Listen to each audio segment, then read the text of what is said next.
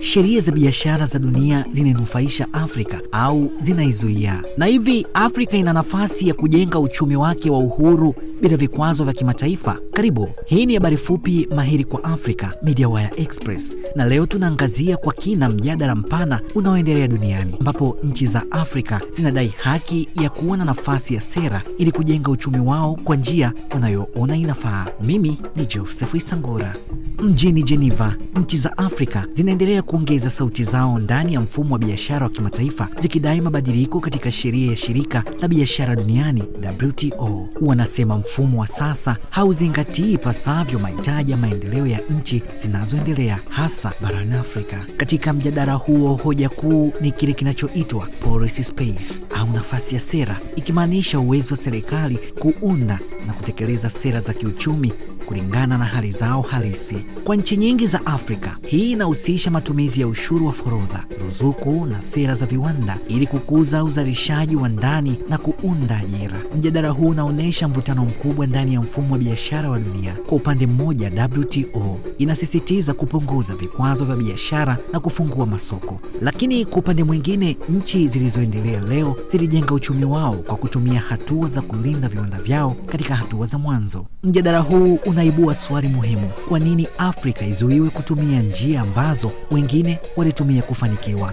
Sekta ya kilimo ni moja ya maeneo ambayo mvutano huu unaonekana wazi. Nchi za Afrika zinaendelea kudai mabadiliko ya mfumo wa ruzuku duniani, zikisema kuwa wakulima wao wanakabiliwa na ushindani usio sawa kutokana na ruzuku kubwa zinazotolewa katika nchi zinazoendelea. Wakati huo huo, nchi hizi zinataka uhuru wa kusaidia wakulima wao ili kuboresha usalama wa chakula na kuongeza kipato vijijini. Katika sekta ya viwanda, hoja ya nafasi ya sera ina uhusiano mkubwa na juhudi za kupunguza utegemezi wa kuuza malighafi. Kwa sasa, nchi nyingi za Afrika zinauza bidhaa ghafi kama madini na mazao ya kilimo, huku bidhaa zilizochakatwa zikizalishwa nje ya bara. Wataalamu wanasema hii haiwezi kubadilika bila sera za kulinda na kukuza viwanda vya ndani. Mchumi mmoja kutoka kusini mwa Afrika alisema, hatuwezi kuendeleza viwanda kama tunaruhusiwa kuwa watumiaji tu. Uzalishaji unahitaji ulinzi, angalau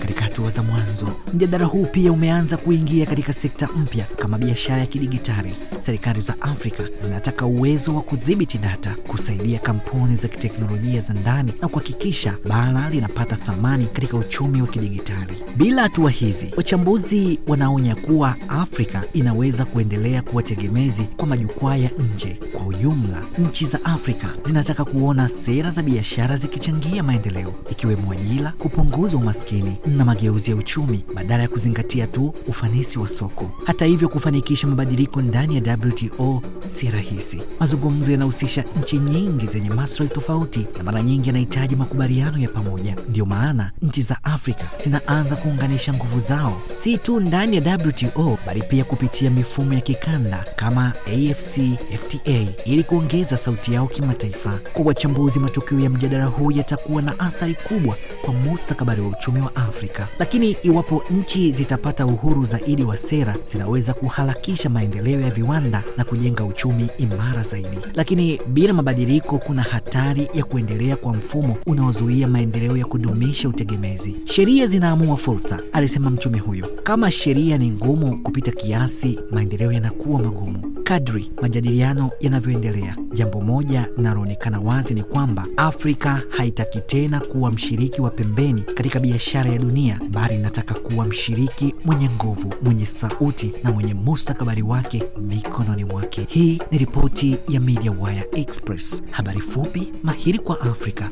Mimi ni Joseph Isangura.